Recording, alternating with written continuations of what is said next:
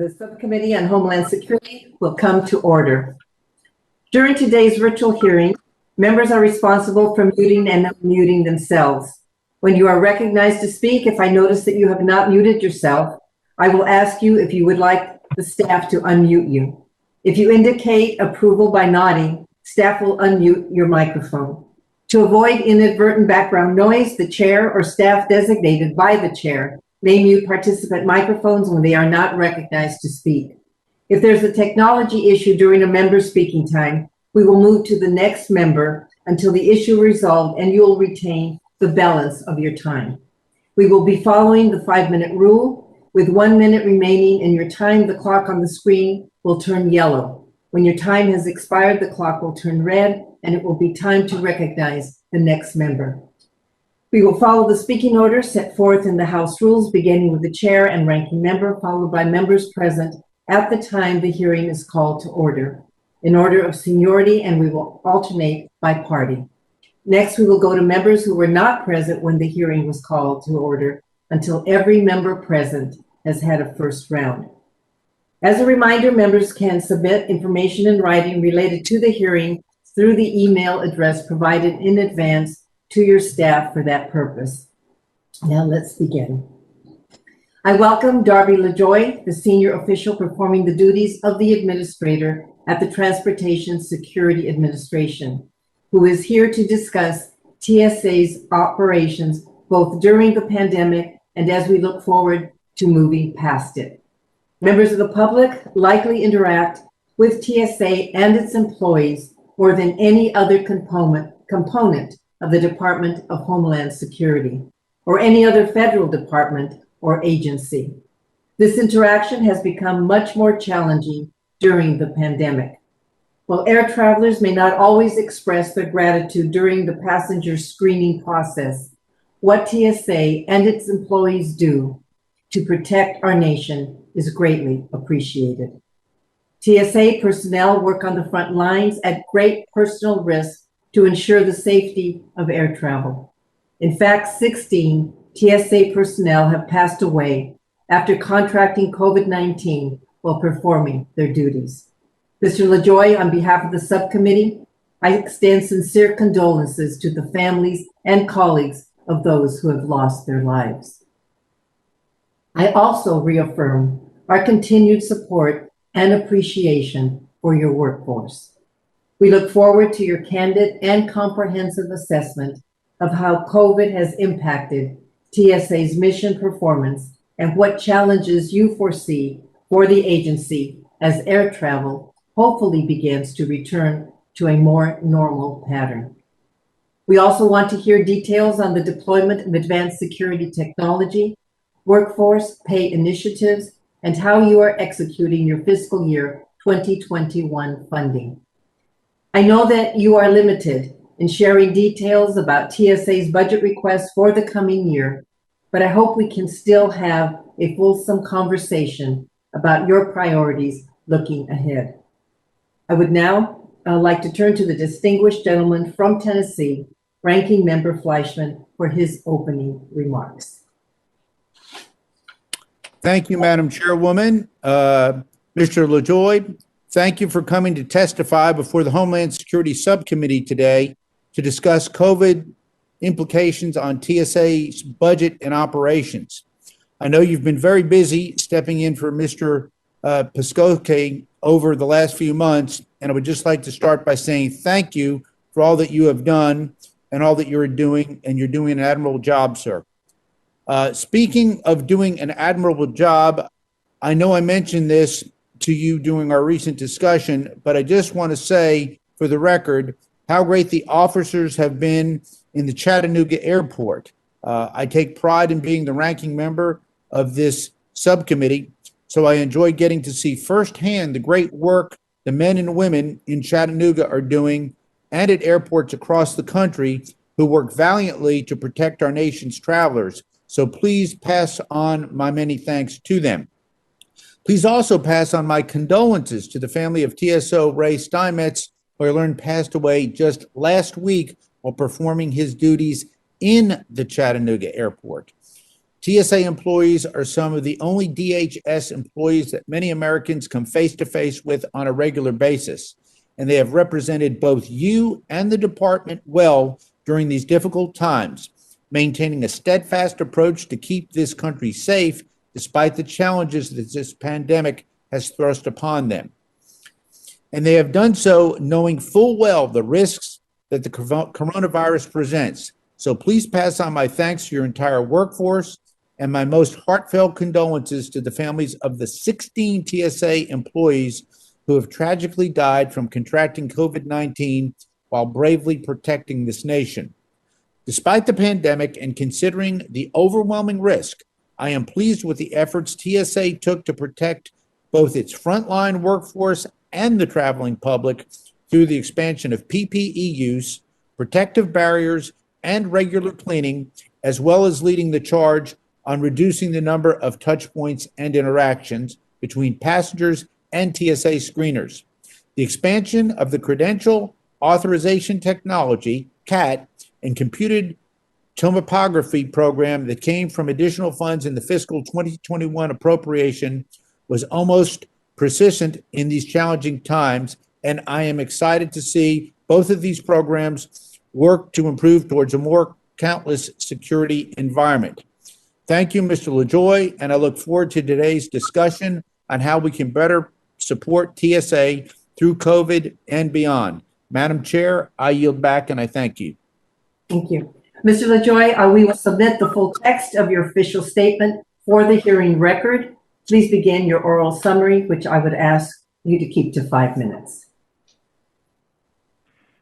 Good morning, Chairwoman Wilbur-Allard, Ranking Member Fleischman, and distinguished members of the subcommittee. I'm honored to appear before you today to discuss TSA's response to the COVID-19 pandemic, share highlights from fiscal 21, and provide a glimpse of the President's FY22 discretionary request. Like all of us, TSA faced tremendous challenges over the past year from the ongoing global pandemic. Air travel came to a near standstill, and our operational agility, the resilience of our workforce, and the strength of our partnerships were tested like never before. I'm incredibly proud of the way we've adapted to these unprecedented challenges and positioned our agency for the future. Even through the darkest times of the pandemic, we never wavered from our solemn commitment of protecting the nation's transportation systems and ensuring the freedom of movement of people and commerce. From the very beginning, TSA placed the highest priority on the health and safety of our employees and that of the traveling public. We moved quickly to implement protective measures at security checkpoints and screening locations across the country, thanks in part to your generous support in past fiscal years and from the CARES Act. We enforced social distancing at our checkpoints, installed plastic shielding to minimize personal contact, increased sanitization efforts, and required officers to wear face masks, gloves, eye protection, or face shields. Our workforce also took direct and meaningful action to supplement the worldwide pandemic response. We helped repatriate over 100,000 American citizens stranded across the globe and facilitated the distribution of personal protective equipment and other critical supplies, such as ventilators, around the world. Our partners also contributed greatly to our response efforts. We worked closely with industry and government colleagues on plans to mitigate the risks of COVID-19 and received great support from stakeholders as we implemented the orders requiring travelers to wear face masks across all transportation systems. As I said a moment ago, the health and safety of the TSA workforce was always top of mind. We used our personnel flexibilities to offer new leave options for employees at higher risk of severe illness from exposure to the virus, and maximized telework and flexible scheduling options whenever possible. And we were at the forefront in providing accelerated vaccine access through DHS's Operation VOW, or Vaccinate Our Workforce. While we had many successes, the fact remains that we have gone through a great national trauma and have all experienced heartbreaking losses. Thousands of TSA employees contracted COVID-19, and 16 employees and one screening contractor sadly passed away from the effects of the virus. My most sincere condolences go to their families, friends, and peers for the loss. The heartfelt letters this subcommittee sent for those who passed away were greatly appreciated by the entire TSA workforce. Before I continue, I want to take a moment to thank our workforce, our TSA officers, federal air marshals, K-9 teams, inspectors, aviation personnel, cargo personnel, and our vetting staffs, as well as our representatives and embassies around the world, and every single support personnel who stood behind them. To every single person, I am proud of their continued resilience and their professionalism. I also want to thank the subcommittee and the Congress for your support year after year, including in fiscal year 21, with generous appropriations, $144.2 million above the previous year. We are putting these funds to good use, and they are helping us advance our security priorities, including the deployment of computed tomography, or CT, and credential authentication technology, or CAT. These technologies are critical because they enhance our detection capabilities at the checkpoint and promote a touchless screening process. Because of the reduction in air travel, we were able to deploy these technologies faster than expected. I am pleased to announce we have now deployed over 300 CT systems at 142 locations. In fiscal 21, we will execute the next phase of our CT deployment in the procurement of 242 additional mid-size systems. TSA has also deployed 1,053 CAT units at 121 locations to date. We are planning to procure 1,001 additional units in fiscal 21. We believe CAT is a game-changing technology that provides a secure, more touchless, and seamless customer experience, and we are working to ensure that every federalized airport, from our largest to our smallest, will receive it soon. We are always focused on leveraging the best technologies to improve security and reduce touch points throughout the travel experience. Currently, we are evaluating biometric technologies and monitoring the evolution of digital credentials like mobile driver's licenses and digital passports and how we might accept them in the airport environment. While technology is one of the keys to our success, so too are TSA's people.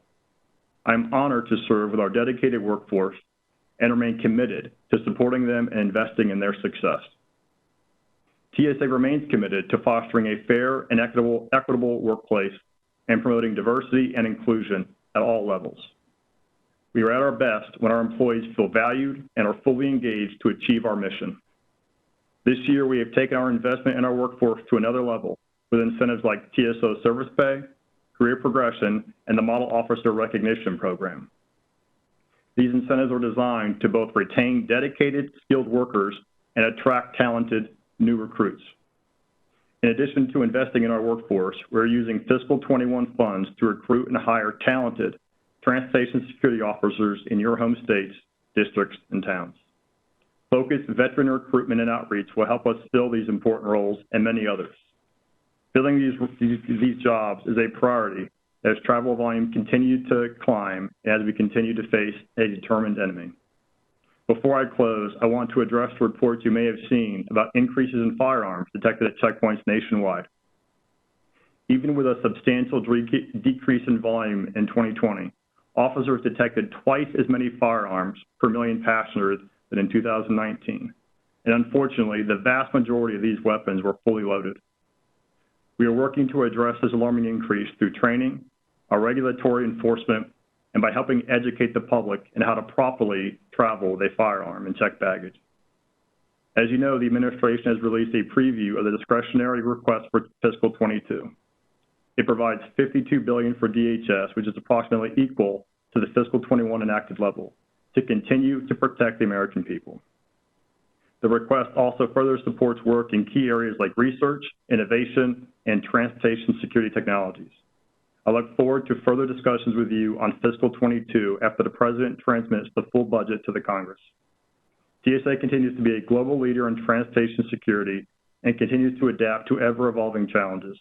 As we emerge from COVID-19 pandemic and approach the 20th anniversary of September 11th, TSA stands firm in our resolve to protect the nation's transportation systems. Chairwoman Robo-Allard, Ranking Member Fleischman, and members of the subcommittee, thank you for the opportunity to testify before you today and look forward to your questions. Okay. Thank you, Mr. LaJoy. Mr. LaJoy, daily airport passenger volume is 50% of 2019 levels, but it is also 10 times greater than it was at this time last year, and a steady increase is projected through the summer. We have heard concerns about whether TSA will have sufficient staffing due to this increased volume, as well as employee onboarding challenges as a result of a hiring freeze and the pandemic. This has raised questions about TSA's readiness to support the commercial air transportation system without modifying passenger screening protocols and compromising public safety. Does TSA have sufficient staffing as passenger volume continues to increase? And how will you ensure no modifications of procedures or threat detection capabilities will pose risk to passenger security? Well, thank you, Madam Chair, for that question. And what I want to say to the subcommittee is throughout this pandemic, never once did we sacrifice security in any of the changes we made to our procedures. That was something we established very, very early on, that no matter what, we were not going to sacrifice our security mission, and we won't as the summer volume increases. We've been faced with a number of the same challenges that many other companies face in trying to attract talent, especially in light of the pandemic. For a number of months, we were challenged to bring people into large rooms to do assessments.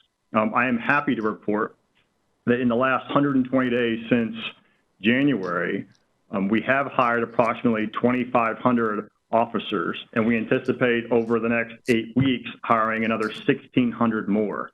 If you compare that from a staffing level to volume, we are about where we were in 2019.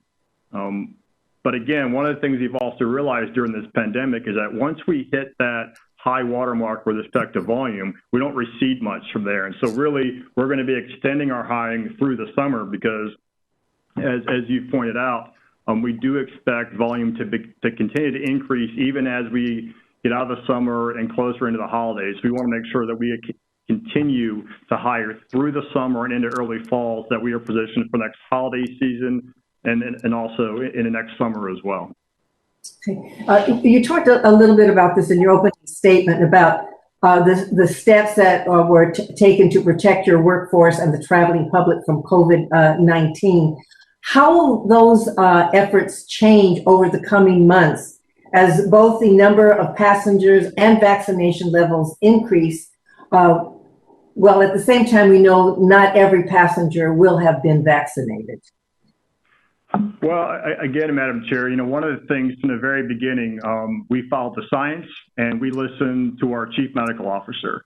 We put in place, the measures that were advised from the CDC and from our Chief Medical Officer are the things we put in place to help protect the workforce. So very, very early on, even before we had dedicated sort of PPE supply lines, we made it voluntary for our employees to wear surgical masks. And then once we did have dedicated supplies coming in of surgical masks, it became a requirement for TSA officers to wear surgical masks. Following soon, it became a requirement that they wear eye protection to include face shields if they weren't standing behind the plexiglass shielding that you see in so many airports today. That remains the requirement today. I'm also happy to report that as I'm sitting here, 60% of TSA employees have received their first shot, and a full 40% have been fully vaccinated. The priority the department has placed on vaccinating our workforce, it really has been a game changer from where we were several months ago. So we continue to emphasize the importance to our workforce and going and getting the vaccine. And I'm very confident that at this point, any TSA employee who desires to go get the vaccine has the ability to do so. Okay, let me see if I can get this last question in before my time's up. As new technology and protocols are implemented to prevent the spread of COVID-19, what changes to passenger screening should travelers expect? Well, some of these we've already announced. Passengers are going to be able to carry larger quantities of hand sanitizer to the checkpoint. That's something very early on we made the decision to do. We think it's the best thing from a public health perspective. It is in no way results in a security concern from our perspective.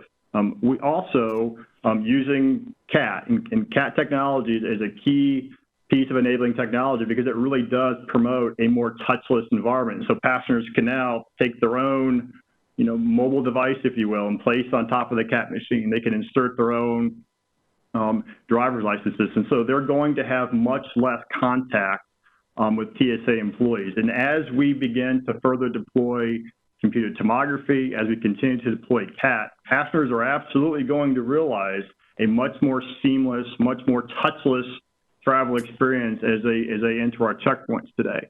They are still going to encounter TSA officers who are going to be wearing a surgical mask. They're still going to, encounter a checkpoint where there may be, various locations where they're standing behind plexiglass shielding. Our airport partners did a fantastic job at helping to promote, social distancing in the airports to the extent that we can. And so, it really is important for passengers as we get closer to summer to go to TSA.gov, check with their airline, because for the last year, many people have not been traveling. So they may in fact experience some differences in their travel experience.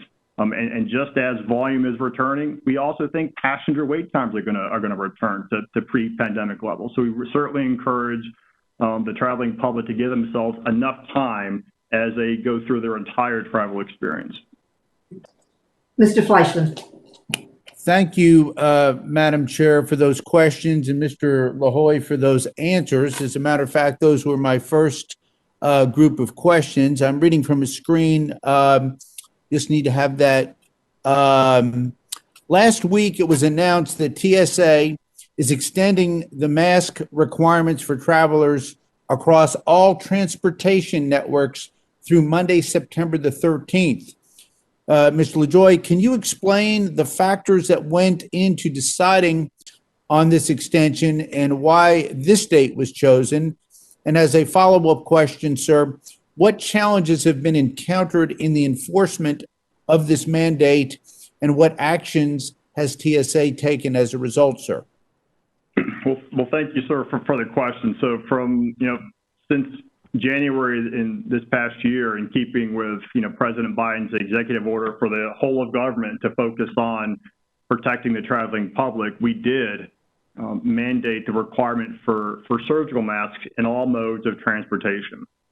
And as we've been approaching that deadline, we work very, very closely with CDC because, the recommendation still remains that to best protect the traveling public, the use and the requirement for surgical masks continues to be that which is recommended from CDC. And so that's the decision that went into extending the mandate.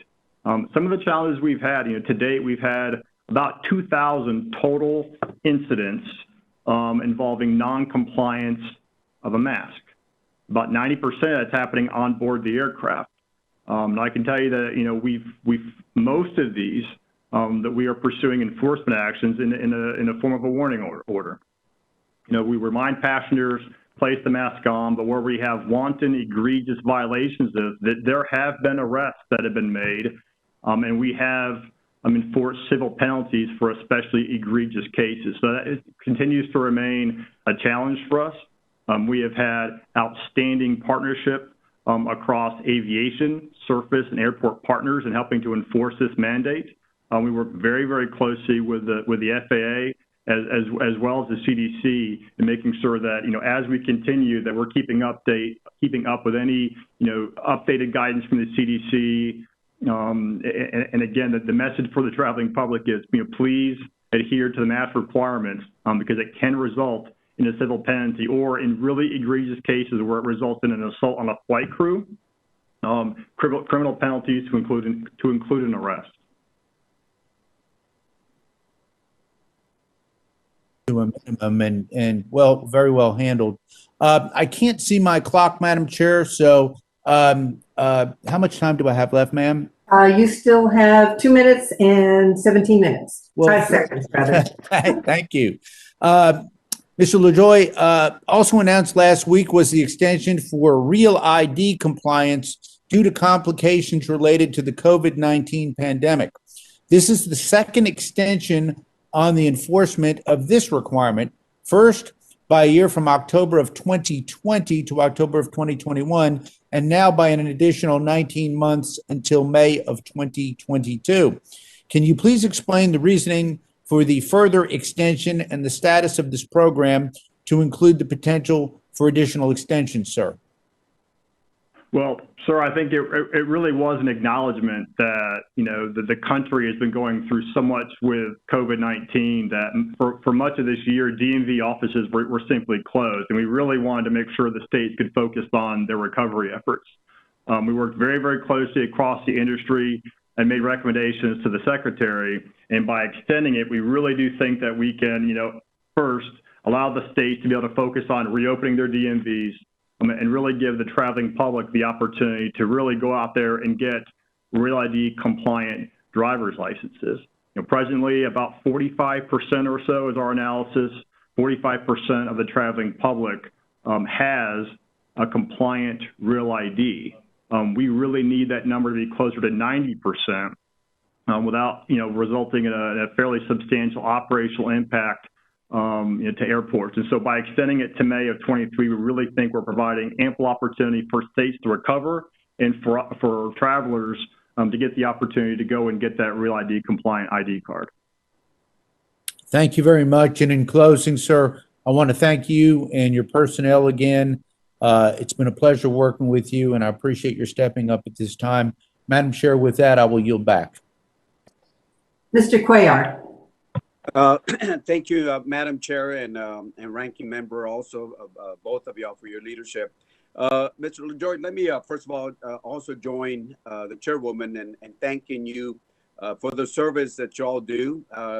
We all fly from somewhere. I fly from Laredo, Texas, and you got a great set of men and women working there, sometimes from San Antonio, and you got another great set of folks working there. So I want to thank you, the professionalism that your folks give the traveling public. I have two quick questions. One has to do, as you know, on the border, we have what they call, Homeland calls non-essentials, which are Canadians, but in this case, let me talk about Mexicans because I'm right at the border. If you want to cross from Monterrey into Laredo through a land bridge, you're not allowed in, even though over $19 billion have been spent in the past per year by 18 million Mexicans before the pandemic. But if you're a rich Mexican, if you want to fly from Monterrey, you can fly to San Antonio or Houston. And I assume that you all you do, from what I understand, is check to see if there's a COVID test that's negative. Isn't that correct on what y'all do? If you have somebody from Mexico coming in, flying in, you just check a COVID test and they're able to walk in? Well, I'd have to get with CBP, sir, on what the protocols are at the land crossings. I'm not as familiar with what CBP processes are as they cross a land border. Yeah, no, I'm sorry. My question is at the airport. Forget about the land ports. I was just giving you a layout of the situation. But at the airports, don't you just allow Mexicans to come in with a negative COVID test? Well, we at TSA wouldn't be doing those checks when they arrive from Mexico. But again, I'd have to go back and see what some of the protocols are for specific countries. So I'll commit to getting back something specific on the record after I consult with CBP, sir. Okay, thank you. The other question that I have is in the past, as you all are doing the automation, there's a lot of equipment that you upgrade. And in the past, some of that equipment we had suggested to some of your past TSA administrators is, can you use some of that surplus and maybe provide them as surplus equipment under the law to maybe local jails, local facilities, maybe other countries that might not have the equipment? The problem has been is that you have those long maintenance contracts that a lot of the surplus was not able to be used because of maintenance contracts. So therefore, you in the past, or your agency in the past, had stayed with the equipment, and we were just paying a lot of money to store that equipment and still paying on the maintenance. Could you provide us, the committee, whatever equipment you might have in surplus, what you're paying for storage, what you have for that's still paying on maintenance on any past generation of equipment? Because as you know, we're always trying to get the best equipment, which we support you, but I just want to see what are we doing with all that equipment that might be in surplus. Absolutely, sir. I'll get all the information that you asked for. We'll give you a full briefing on anything we currently have in surplus. Now, again, we don't typically have much in the way of in property type technology. Most of our equipment is fully deployed at airports, but as we continue to deploy CT, more of the advanced technology at the airport, that is going to free up, to your question, surplus equipment. We have had, very good and fulsome conversations with the State Department, because there may be a number of opportunities for us in our capacity development efforts in so many places around the world to work across the interagency for how we could, in fact, donate equipment, especially to much of a developing world. But I'll certainly get back a very fulsome briefing on what we have and what we think we may be able to develop into the future. Yeah, that I would, I think the committee would appreciate, because anything we can donate to some of the countries, that'll be good for them, but I think it'll be good for us also. So thank you so much. And I really mean this. You have a lot of good people working for y'all. I appreciate it. We think all the members, one way or the other, we see them every week when we fly in. Thank you, Madam Chair. Thank you so much. Thank you, Mr. LaJoy. Thank you, sir. Mr. Rutherford. Thank you, Madam Chair. And Mr. LaJoy, I just want to echo what you've heard from the other members here, particularly Mr. Cuellar just then. I tell you, I fly from Jacksonville International Airport regularly, and the men and women that you all have are doing a fantastic job. And I want to join the chairwoman in expressing our condolences to all of those members who you lost and their families. If you would let them know, we grieve with them, and so we thank them for their duty, and we thank them for their sacrifice. I want to go back to something that was a little before your time. Well, I don't know if it was before your time with TSA, but before your current position. The EDS reimbursement, the explosive detection systems that many of our airports put in right after 9/11. I can't believe we're still, this many years after 9/11, still reimbursing those agencies or those airports for those capital investments. Can you give me an idea, Mr. LaJoy, how much is being directed toward EDS reimbursement this year? And I think we're about to a point we ought to be able to just wipe that out for the remaining airports that haven't been completely reimbursed. Can you give me those numbers? Do you know them? I can speak generally to the issue and certainly get more specific, because it does vary airport by airport depending on what the exact project is. As I think maybe you're familiar with, the Aviation Security Capital Fund is really at $250 million. That really has never changed. The buying power of that isn't what it was certainly when it was initially authorized.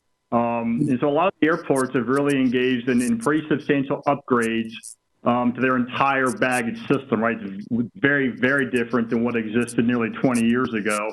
Right. It really is. It depends on the nature of the project that the airport's pursuing. Big airports, small airports, everything in between. So we can get back a pretty fulsome briefing with specifically what that funding level is, airport by airport, depending on the project. Okay, good. And you make a great point that it's now time to regenerate that equipment in many locations. I know. Let me ask this too on the Cat 2. there was, I think you said that there was some talk about utilizing this at DCA. Can you expand a little bit about how that's going to help us with no-touch processing, and what's the rollout on that? Yeah, that's a great question, sir, and certainly would invite you and any of your colleagues over to our TSIP at Reagan National Airport, where we've got, this in prototype. We did test Cat 2 at DCA towards the end of 2020. We are deploying that. We're doing field testing at a number of locations around the country throughout the spring and fall. And really what Cat 2 is, it's the next level in credential authentication technology. It incorporates, as part of the unit, plexiglass shielding, so it anticipates the continued need to have that, shielding effect from COVID-19. It also incorporates a camera. So it's matching in real time your image to the image that's in your ID. So it really truly is the next evolution, not only in security, but in seamless touchless travel. Yeah, and I actually had an opportunity at JIA to look at that in operation, and it was quite impressive. So congratulations on that. Also, if I could ask, are we looking at that on an international points of exit, points of departure, or are we utilizing any of that abroad? Overseas, it's obviously been a while since we've been overseas and not been able to travel. But the use of cameras, whether it's at border control stations in the airport and or at checkpoint, is fairly commonplace. It may be a little different than what we are intending here. But generally speaking, I think the entire world has kind of realized we need to continue to promote technology that really does get at more seamless, more touchless travel, and helps facilitate, how passengers travel, whether it's from international, within a country, or certainly between countries. Okay. And Madam Chair, I see my time has run out. Thank you, Mr. LaJoy. Appreciate those answers.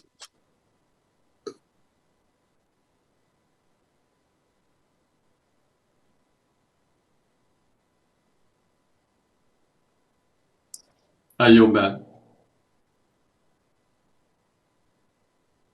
Mr. Price? Thank you, Madam Chair. Administrator, thank you for your testimony, for your service. We appreciate your appearing before us today. You're well acquainted, of course, we all are, with evidence that the rise of white supremacy and domestic extremism are the major terrorist threats that our country now faces. And of course, that was underscored by the attempted insurrection on January 6th, the storming of the Capitol. You're probably aware that after that event occurred, the head of the Association of Flight Attendants, Sarah Nelson, called for suspected perpetrators to be barred from flying, citing that they posed a threat to the security of those on board. I know I and others have heard anecdotal reports from colleagues about what it was like, how frightening it was to be on flights with those perpetrators in the ensuing days. Many were flying back to their districts at the same time that the insurgents were flying, and were in many cases menacing and pretty serious questions whether those people should have been on board an aircraft.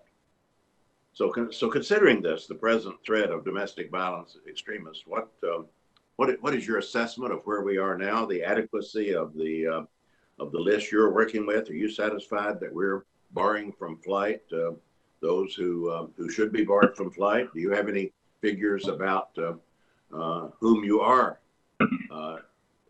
denying boarding to, and the kind of communication you're having with your intelligence counterparts to ensure safety for all who pass through your custody? Well, sir, like you, following the attack at the Capitol, I was horrified by what I saw, and certainly was concerned, for several days and weeks with some of the, the threats that I know you and your colleagues were facing, and we really did take pretty immediate steps.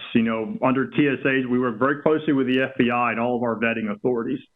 And we took immediate steps to ensure that at no point was the threat of an aircraft, at no point was anybody who took place in the attack on the Capitol going to be a threat on board an aircraft. And again, we worked this very, very closely with the FBI, and I'm very confident that we have, all the authorities, the information we need to continue to ensure that we can provide for that protection of the aircraft. And again, in keeping with, what you alluded to with some of the threats against members of Congress, we immediately placed an in-bed over with Capitol Police because we want to know when members are traveling. We help facilitate member security both in the airport as well as on board those flights. And so we're going to keep that person in place over at the Capitol Police headquarters because it's important for us to know, when members are flying. Subsequent to the attack, we also substantially increased the number of law enforcement presence at our checkpoints. We use our federal air marshals in uniform, and we deploy them in a number of locations throughout the country to include the 3 airports, here in the National Capital Region. I'd certainly be willing to provide a more specific briefing in a different setting if there's any specific information you need on figures. I'm certainly prepared to do that in a different setting. Well, I did hear informal reports, I expect we all did, about the immediate beefed up presence at the checkpoints, and especially in the DC airports. And so I know that's true, and it probably would be good at some point to have a more formal accounting of that response. And then going forward, that's what I'm really asking you. Are you satisfied going forward that the process is in place to identify these people who are quite willing, obviously, to be violent, to do harm, quite willing? Are you satisfied the process is in place to identify such people and bar them from flying? Well, this remains a priority for the department. And again, we work very, very closely within the department to include our intelligence officials, to include the FBI. So I am very confident that there are adequate processes in place to help protect the transportation system. Very close partnerships we've had at the highest levels of the agencies to ensure that continued partnership exists. Daily interactions within the intelligence community to make sure that we have adequate information that we need to ensure the safety of the traveling public. So I am very, very confident in those processes. Thank you. Thank you, Madam Chair. Ms. Henson. Well, thank you, Madam Chair, and thank you, Mr. LaJoy, for appearing before us today. I've really enjoyed hearing about your testimony already. TSA work during the pandemic, in the post-pandemic setting as well. So today, for the purpose of this hearing and my questions, I would like to focus on the latter because we are beginning our work, obviously, on the budget. And you talk about the longstanding workforce challenges at the agency. And I also wanted to follow up a little bit on the conversation you just had with our chairwoman asking about workforce challenges for the agency as well. So I would just start by asking, how can Congress and members of this committee better support job opportunities within TSA for young people just entering the skilled workforce right now? Well, thank you for that question, ma'am. And really, we've had tremendous support. A lot of what we focused on, we were challenged to stay competitive in a number of cities before the pandemic. The average sort of starting salary for a TSO is somewhere between $16 and $20 an hour. So our authorities allow us to extend, retention incentives, hiring incentives, and we work very closely with a number of you and your colleagues' staff to make sure that, hey, if we have opportunities to get the word out to come work for TSA, please help in that effort. We've had tremendous success going back several months now in a very robust public campaign to attract people to come work for TSA. We do pay full-time healthcare benefits or part-time employees. We offer tuition reimbursement. So it's really about, communicating all the different incentives that exist for those who come work for TSA. The support that we've gotten from this committee on some of the TSO pay incentives are key for us. Just last week, because of the support we got from the committee, we were able to give almost $32,000 TSA employees a pay raise. That's because of the funding we got as part of, TSO crew development and service pay. We have model officer program that every quarter is recognizing, with bonuses and pay raises, the very best that TSA has to offer. So these are all just really programs that we have, and we'd love to be able to, work with you and your committee and staff to make sure that we are finding opportunities to communicate that to the traveling public. Yeah, well, I think that's definitely good to know you're focused on merit and rewarding those who are working hard and obviously trying to keep them engaged and a long-term member of the workforce with those incentives. The other question I'd like to focus on today is about human trafficking concerns. Last year, obviously, the TSA combined with Department of Homeland Security broadly prioritized combating human trafficking through the 4 Ps: prevention, protection, prosecution, and partnerships. And according to the website, TSA conducted a survey that revealed that human trafficking happens in all modes of transportation. And so I guess my question today is, with what's happening at the border right now, human trafficking into and through the United States, like for instance, up 35, Interstate 35 into Iowa, a definite growing concern for me, but people are obviously getting on planes as well. So has your agency made any plans to ramp up officer training to help deal with these concerns? Yes, ma'am. I can tell you that, in the very first meeting I had with Secretary Mayorkas, this is something that he highlighted as one of his priorities, which is, combating human trafficking. So we do have required training for all TSA employees, and we help provide that training to our stakeholders across different modes.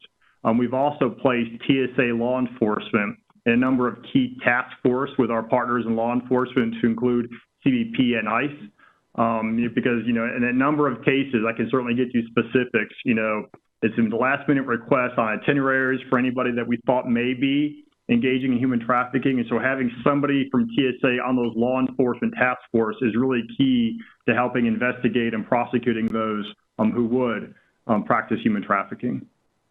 Yeah, well, I would certainly appreciate some additional follow-up on that, just kind of how you're continuing to implement that and what your findings are as you're coming across these incidents of potential human trafficking. And then my last question today is just what resources do you want members of Congress to know that your people need in order to combat that human trafficking through our airports?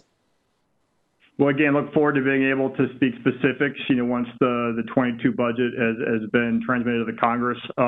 Again, anything that we can do by way of training, I think it's very, very important for us. As you pointed out, there are, 2 million, and, as we continue to recover, 2.5 million people that travel through our checkpoints every day. And so our officers having the adequate training to be able to spot incidents of human trafficking, and especially in close partnership with our on-checkpoint law enforcement officers, we think is key. So your continued support for training and the support we give to the local EOs, I think, is going to be important continuing forward. Awesome. Well, thank you, Mr. DeJoy, for your testimony today. And thank you, Madam Chair, for holding this hearing today. I appreciate it, and I yield back. Mr. Quigley.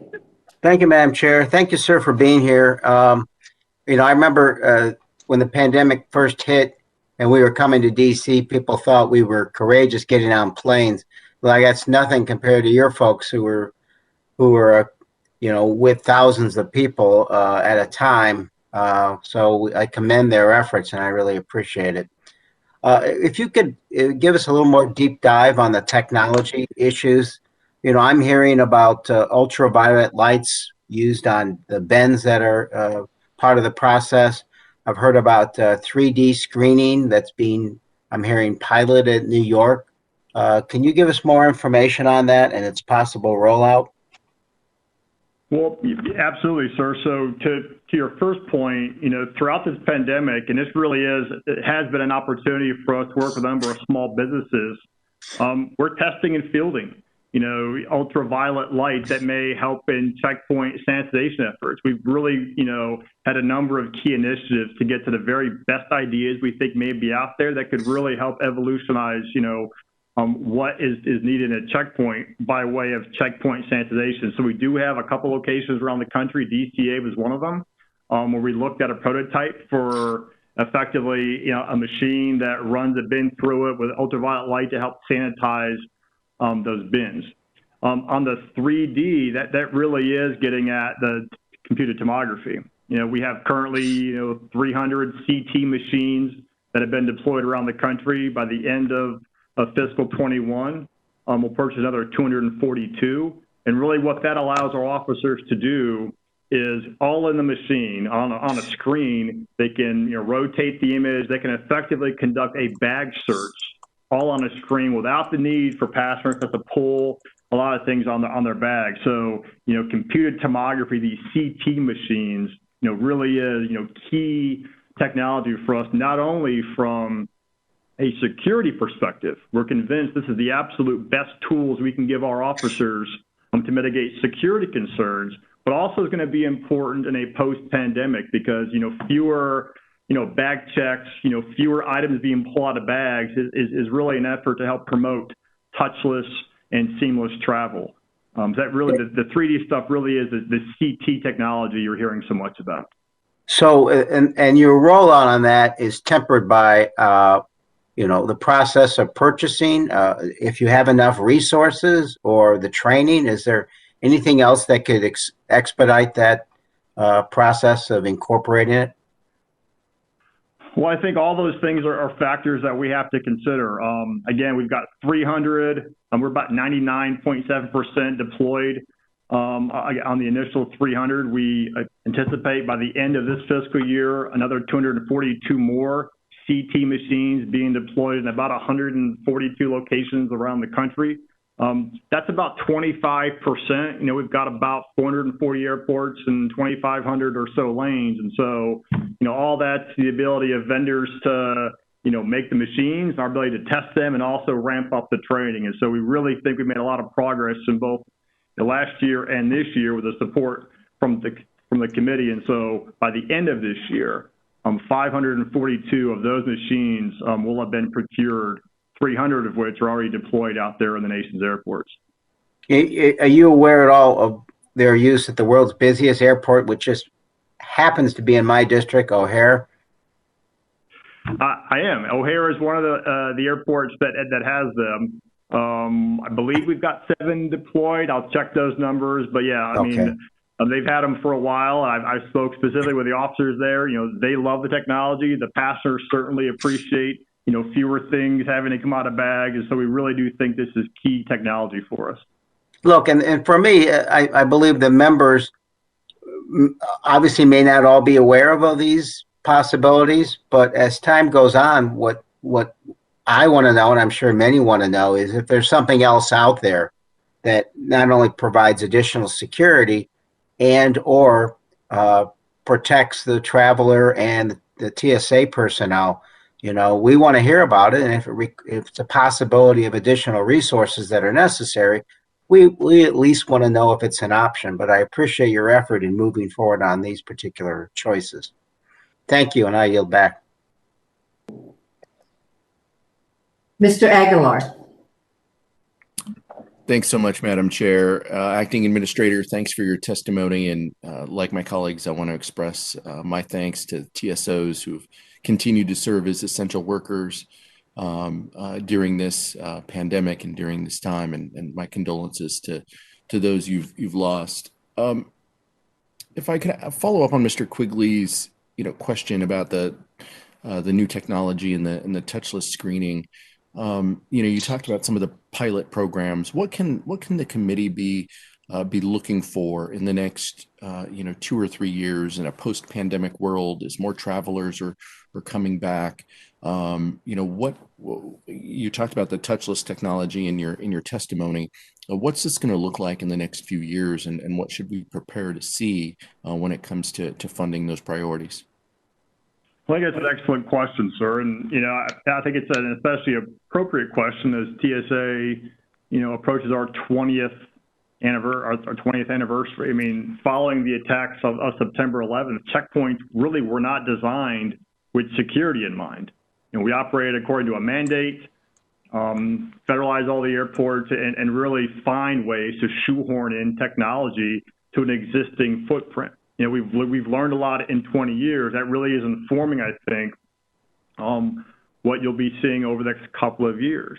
The passengers, we already know this, they're going to expect the screening experience to look different. They're going to expect it to be different. And we think, programs like computed tomography, programs like CAT and then CAT 2 are really going to be key investments for us to put a dent in that. I mean, it really is going to be a sea change in how people travel. CAT 2, it's a camera. It truly is, self sort of service, if you will. And then it's a camera that's, in real time, comparing your image to the image that's embedded in your driver's license. If you look at, mobile driver's licenses, so many of us travel today with our boarding pass on our mobile device. We really are, the department recently went out with a request for information. We want to learn, how could we explore this, to be Real ID compliant. We want to make sure that with mobile driver's licenses, from a cyber perspective, it's secure. From a safety perspective, it's safe in terms of privacy for individuals. And obviously, as it's intended, do we have as robust a process as we can to flag identity fraud? We want to make sure that the person presenting is in fact who they say they are. And so you're going to see these things, you see them in airports today, and then how do you tie all those things together? Much in the same way we do for checked baggage. The underlying infrastructure of an airport is really going to be key in all this, because we really think we're pretty close with this technology to achieve what we currently do with checked baggage. Rather than moving passengers from, full lanes to open lanes, we can simply move images. And so our officers, it's an efficient way for officers to help screen passengers. All these things are being tested currently in an airport. And so if I look forward to the next couple of years, continued priorities along CT, CAT 2, and next generation CAT 2. I think that enhanced AIT is going to be really important for us, which is, the on-person screening that would, obviate the need for a passenger to have to raise their hands above their heads. You're going to see much more screening at speed, I think, is what we're seeing currently in airports. I think it really is what the public's going to expect. I appreciate that. I wanted to ask just briefly about retention and hiring. In 2019, the IG issued recommendations to help you recruit and retain TSOs, including improving exit surveys for those leaving. Can you share how that progress is coming and how the pandemic has affected your ability to implement the recommendations that the IG gave? Well, again, thank you for the question, and we fully support the IG's recommendations. We've learned a lot, but by talking with our workforce. And so when you look at attrition over the last 4 years, when you look at attrition over the last 2 years, really, we've seen improvements. It's about 4% better during the pandemic than in 2019. If you look at the Employee Engagement Index, which is really sort of the key indicators as part of the Federal Employee Viewpoint Survey, we've seen almost a 12-point improvement in the last 4 years. And when we talk to the workforce, what we typically hear is the importance of pay, which is really, again, the appreciation to the subcommittee for supporting a number of our key TSO pay initiatives. Things like TSO service pay, as I said, gave 32,000 employees in the last 2 weeks a pay raise. Model officer, these are, recognizes and rewards the very best of TSA, that as they achieve advanced training, additional skills, they're going to be recognized for that training and those skills. So all those are very, very important things that we hear from our workforce, and we really do think is contributing to the positive impact that we're seeing in our BES results, and also the positive impact we're seeing in attrition. Thanks, Mr. DeJoy. I'm over my time, Madam Chair, so I'll put a quarter in the jar and yield back. It's now 50 cents. Ms. Underwood.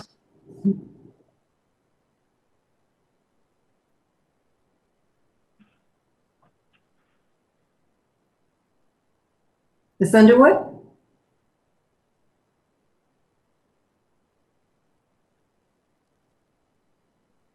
She may have had to get off. So that would end the first round. We now have time for a second.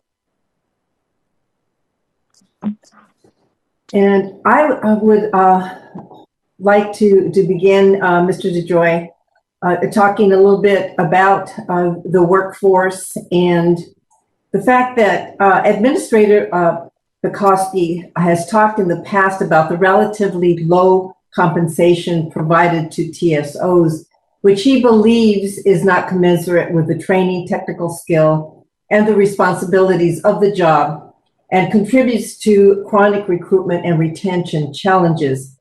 Legislation to address the problem, the Rights for the TSA Workforce Act, has been reintroduced in the 117th Congress with over 150 co-sponsors. And as you know, the bill would move the TSA workforce into the Title V General Schedule for Pay and Benefits. Has TSA done, or can it do, an analysis on the costs associated with switching to the GS pay system? And does TSA believe that migrating your workforce to a GS pay system would alleviate some of the aforementioned challenges? Well, thank you, Madam Chair. I mean, this is important to Administrator Pekoski. It's important to the Secretary. The Secretary is committed to looking at this issue, and we are working very closely with the department to understand, what those implications would be and what the pricing would be. We are aware of the bill that would propose moving TSA to Title V. We are providing technical drafting assistance on that legislation. And for us, we think there's a couple of keys, irrespective of whatever the personnel system that TSA operates underneath. It needs to ensure at least what TSA employees would make compared to their colleagues in Title V. We think it needs to strengthen and promote due process rights for our workforce. It needs to strengthen and encourage collective bargaining. It needs to allow us to continue to perform our agile security mission. So we are committed to working, both with Chairman Thompson on his proposal as well as the department, and looking at what those costs would be. The CBO scored it several years ago at around $1.8 billion, but even the CBO can see that there's a lot of room for looking at that. It was compared and it used 2019 costs. And so I think there's acknowledgement that how the workforce was classified, would determine, what those changes in costs would be. But we are committed to working, both with Chairman Thompson as well as the department to make sure that we understand the implications and the cost to any changes in TSA's personnel system.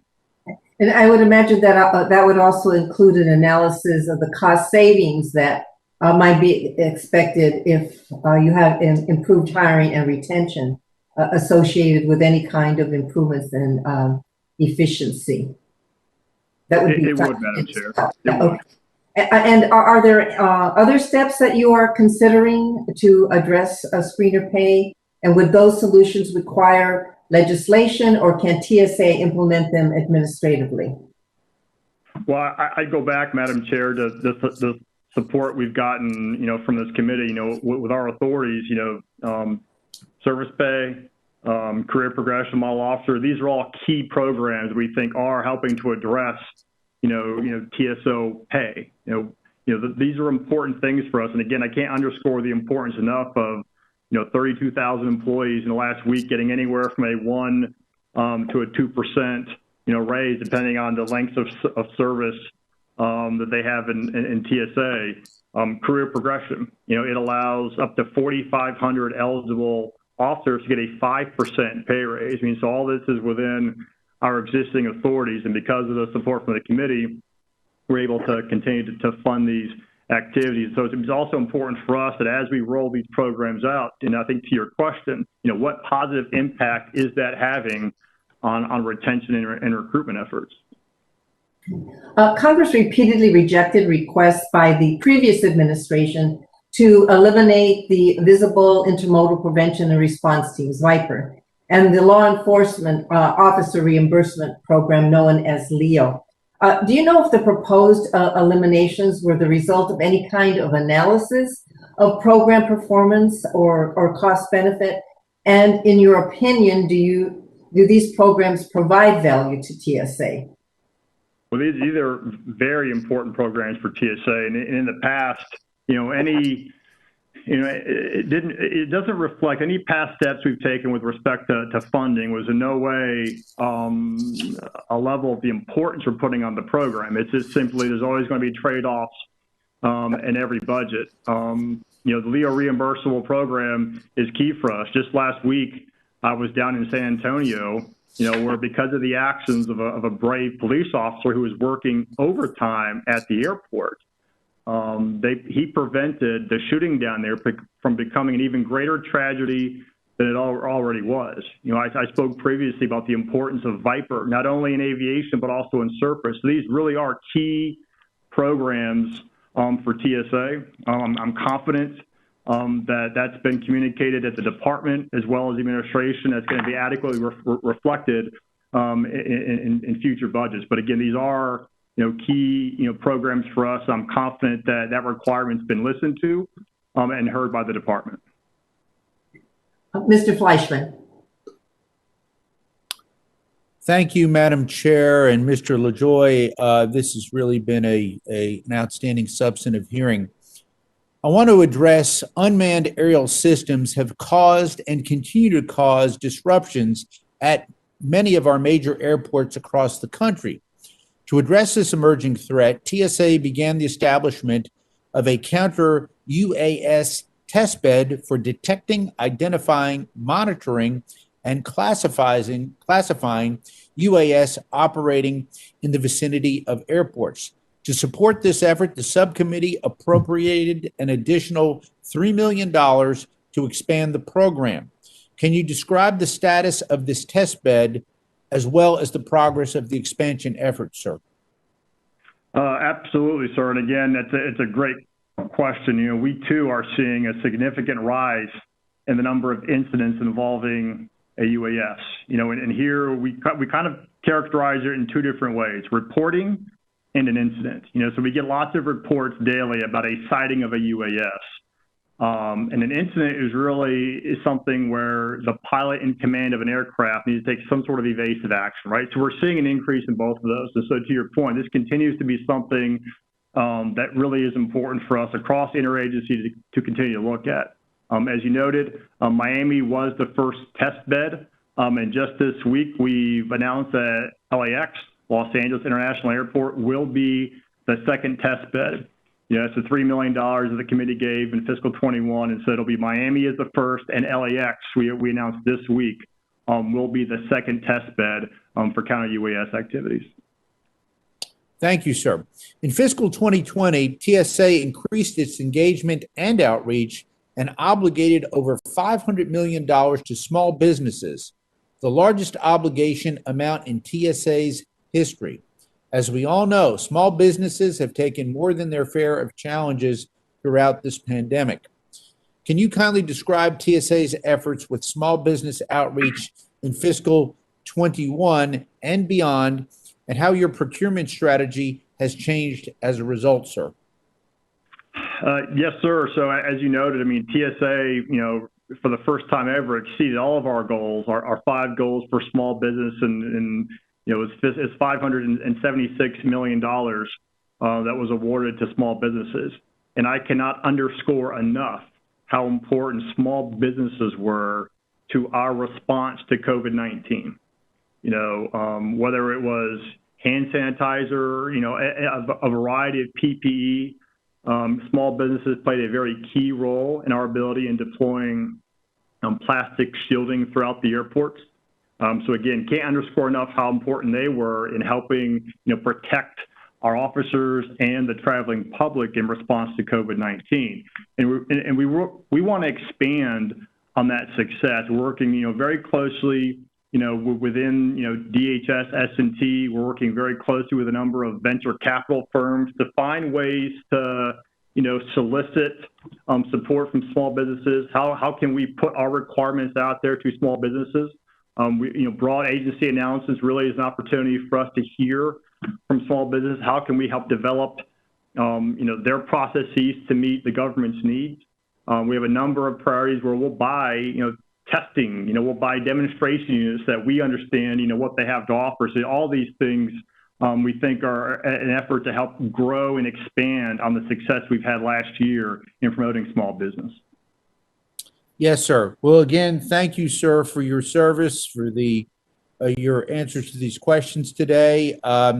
In the interest of time, Madam Chair, because other folks want to ask questions in round two, Madam Chair, I will yield back, and I thank you. Mr. Price. Thank you, Madam Chair. Administrator, I'd like to ask you to turn for a moment to TSA's responsibility for surface transportation modes. You referred to this a minute ago, and I'd like to ask you to elaborate. This, of course, includes freight and passenger rail, highway, and maritime systems. It's a contrast with the aviation system in that these surface transportation systems, especially public transit, are far more open and more easily accessible, and they're more exposed, therefore, to potential terrorist threats, including less sophisticated attacks that involve fewer numbers of people, less planning, and so forth. Also, unlike the aviation system, surface transportation system operators are themselves directly responsible for their own security, and TSA's role is one of offering assistance, advice, best practices, and so forth. You do have many initiatives that I and other subcommittee members have supported over the years to help prepare and train surface transportation employees and operators to observe and respond to threats and incidents. This includes the Viper program, as you mentioned, and collaboration with the Intercity Bus Security Grant Program. So my question, last March, TSA issued a final rule requiring certain higher risk surface transportation systems to provide TSA approved higher security training for certain employees, which has affected railroad, public transportation systems, and over the road buses. Then came the pandemic. That changed, of course, many, many things. But I wonder if you can update us about where this stands now. Can you provide an update on the implementation of this new rule? And are you able to share any information with the subcommittee about how well the trainings are going and other activities that you have underway? Well, thank you for the question, sir, and thank you for highlighting the importance of surface transportation security in what we do. As you noted, the surface training rule, like a lot of other things that TSA and the industry has done, it has really been impacted by the pandemic. We simply found that a number. We talk often about how much of an impact the pandemic has had on aviation workers.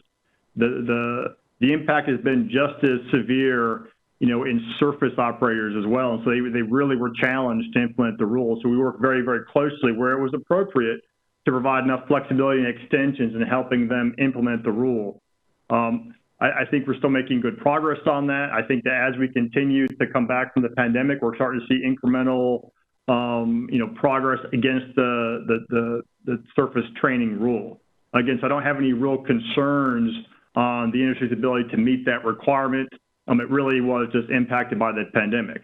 Now generally speaking, and you also highlighted the real differences in surface as opposed to aviation from a regulatory framework. It is more open. There is a much less rigid regulatory framework in place for surface. So we really do prioritize enhancing our cyber abilities because we know a number of these operators focus pretty extensively on industrial control systems. So our ability to provide expert cyber assessments for the industry we think is really, really important. Their mitigation strategies, being able to, again, focus on regulatory enforcement. We have the new training rule. We certainly over the last 4 months have been focused on the mask requirements within surface operations. So continue to focus on our regulatory enforcement role. And then lastly, we want to use existing TSA platforms to get better analytics. We've learned a lot in aviation over many, many years. We want to get better analytics in surface that we can help them, better understand where there's trends, where we may be able to prioritize some of our assessments that we can provide to some of these operators. All right, thank you. That's a good overview. As we prepare this the transcript of today's hearing and look toward the budget, I think it would be helpful if you formalized this just a bit. whatever facts and figures you can provide us on the implementation of the rule, the reach of the rule, the future plans, that would be helpful, because this is not well known, and this is the first time today, for example, that it's come up. And so I think this role with respect to surface transportation, and particularly the current situation the agency is in with respect to these plans, which admittedly were modified somewhat, but are back on track, it seems you're saying. Anything you want to add with respect to that, I think the committee would appreciate. Yes, sir. Absolutely. Mr. Rutherford. Thank you, Madam Chair. Mr. LaJoy, the TSA Modernization Act, which passed about 3 years ago, required TSA to deploy capabilities that allow travelers to enroll in the TSA PreCheck using mobile technologies. And it's my understanding that one of the major hurdles that we run into in accomplishing that is the gathering of applicants' fingerprints, which are necessary to run the background check, obviously. In order for TSA to deploy mobile enrollment technology, it's my understanding that TSA first needs approval from the FBI to deploy mobile biometric capturing technology that will enable travelers then to submit fingerprints to the TSA as part of their application for the PreCheck. Can you talk a little bit about the timetables that the FBI has committed to in its decision in its discussions with TSA to accomplish this ability to register for PreCheck through mobile devices and send in your fingerprints? Yes, sir. I think it really is the ability for the FBI to be able to do it. So we are, to your point, working very, very closely on a process that would be NIST certified and give the FBI the ability electronically, mobily, if you will, to be able to capture the fingerprint. But you're right. I mean, so the TSA Mod Act did require us to expand by 2 on the number of TSA PreCheck providers. We want to make sure that, you know, it's an open, transparent, competitive process, all of which is designed to bring the price down and bring the number of TSA PreCheck travelers, bring those numbers up. So we are working very, very closely, you know, with the FBI on that process. I do think it's going to take a couple of years for us to do that, just given the inherent challenges in making sure that you have a process that's safe, secure, you know, and allows the FBI to adequately, you know, capture the fingerprint in an electronic means. We can get back a specific briefing on what we think those timelines are working with the FBI, but I do think it's going to take a number of years before we have the capability to do that. Yeah, I bring that up because I just want to make sure that, you know, in our funding, that we're able to assist you on that, because I think that's going to be very important. And I really haven't heard any talk about what those needs are specifically. So I'd be interested to see that as the budget comes out in the future. Second thing, I want to say thank you to TSA. You know, something that happened during this pandemic that a lot of people, because it happened at the very beginning, a lot of people didn't know, or I think really appreciate the burden that was placed on TSA in helping to repatriate so many Americans who were, you know, scattered across the globe. And, you know, I know you all helped, I think something north of 100,000 Americans get back home. I can tell you, I was amazed at my district. I had no idea how many people from my district were scattered in some very remote locations around the globe. And you know, they're doing some great work, but needed to come back home when the pandemic hit. And TSA was just an amazing partner in helping my office get my people back home. So I want to say thank you for that. I know we got a lot of the accolades, but I know you guys in the State Department did a lot of the work. So thank you for that. And Madam Chair, I see my time's run out. I will yield back. Mr. Aguilar. Thank you, Madam Chair. Acting Administrator, just wanted to ask you just a couple questions on something that came up in your verbal testimony. You mentioned that twice as many firearms were seized in 2020 as compared to 2019. That's the highest in the 19-year history of your agency. And you said a majority of them were loaded. Can you talk to me a little bit about why you think that is happening? And you talked about some educational opportunities and so some of the efforts that you're undertaking to give people the correct information about their inability to carry firearms. Well, yeah, it really is an interesting question about why we think it's happening. I mean, there's a number of, we've seen a number of things during the pandemic that cause us concern. I know that the FAA spoke very publicly about their efforts and its zero tolerance policy about the dramatic increase in assaults on, flight crews. We're certainly seeing those incidents increase. I think a lot of people have not been used to traveling. Frankly, they may not be as informed for how to properly, transport a firearm. But just for perspective, just the last week of April, we had 120 firearms we stopped at our checkpoints from getting on board an aircraft, and in one day alone, 32 of them.